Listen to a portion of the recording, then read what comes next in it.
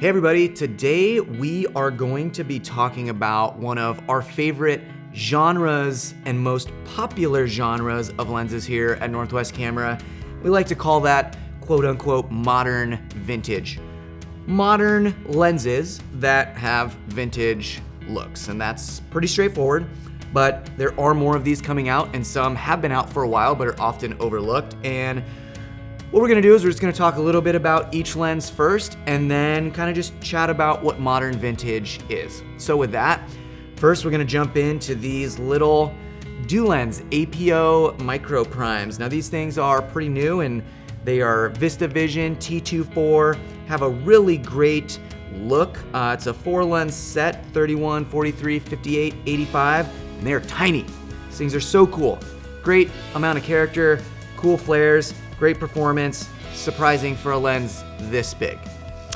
Next, we're gonna move on to something that is a little near and dear to my heart, which are our Canon V35s. Now we've optically retuned the CNEs to have a more vintage appeal, and with these, with our special coatings, they're gonna be a little warmer, have a lot more halation, feel a little bit more like movies of the past with, you know, lenses that bloom in general, plus that film kind of bloom from the emulsion.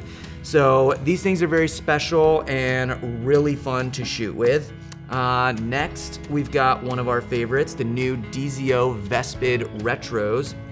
These things are based off the regular Vespids, but with their amber coatings, not just on the front, but in the rest of the lens as well, you get this really great throwback look, warmer skin tones, warmer overall look, way more flares, less contrast. Just a great lens based off of the Vespid, which we really like anyway.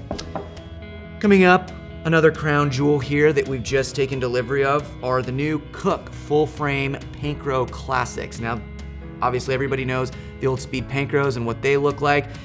This kind of takes things to the next level and guarantees more future proofing with full frame coverage. So if you know what the Panchro classics look like, a lot less saturation, not a lot less saturation, but a little less saturated, less contrasty, great flares, great skin tone, amazing fall off, painterly backgrounds.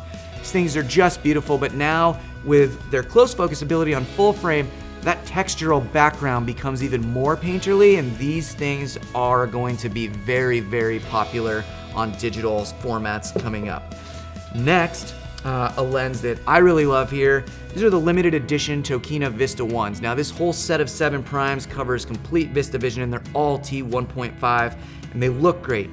Big thing with these compared to the regular Vistas is the coatings on the front are what I would call a little more vintage, less contrasty, less saturation, more flare prone, more off-axis flaring, a little softer, wide open, but still retaining all the greatness of the Vistas from a mechanical standpoint and performance standpoint. A little bit heavy, not a deal breaker. These things are great. From there, we move on to a new set of lenses. We just got the Viltrox full frame 133 Anamorphics. These things are crazy. I think they have a really great vintage look in terms of they're not super contrasty, they're not really crunchy.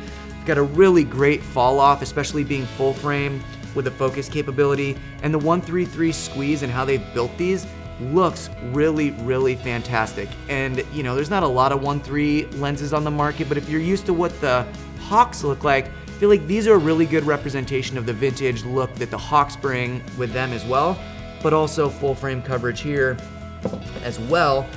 And moving on to a set that is often overlooked, the Schneider Cine-Xenar IIIs. These things had a really great vintage look when vintage wasn't really popular. These came out around when, you know, the Master Primes, S4s, Ultra Primes, things that were very sharp, neutral, contrasty, and these had a more vintage look, and I think they went a little overlooked.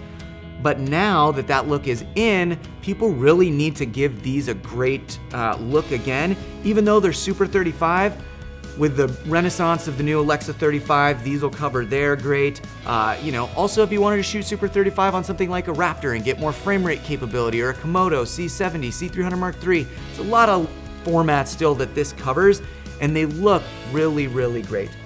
So, what is modern vintage, and why do you care? Why does it matter? There's been a trend going on with rehousing old photo lenses, you know, Nikons and Contacts and Leica and FDs.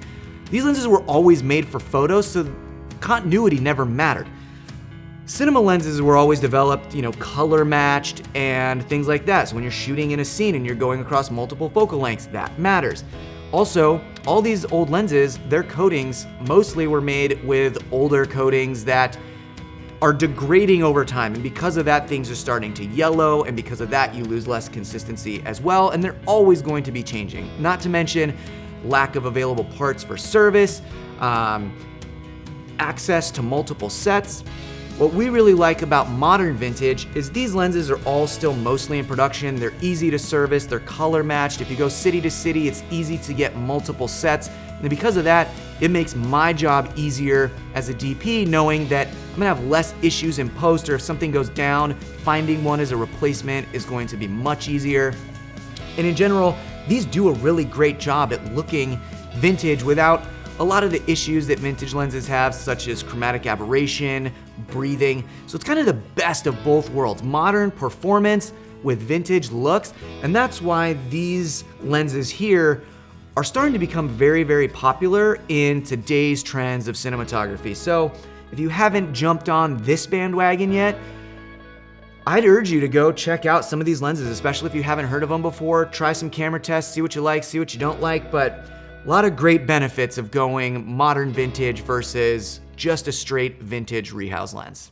With that, it's pretty much all I can talk about these for now, so thanks for watching.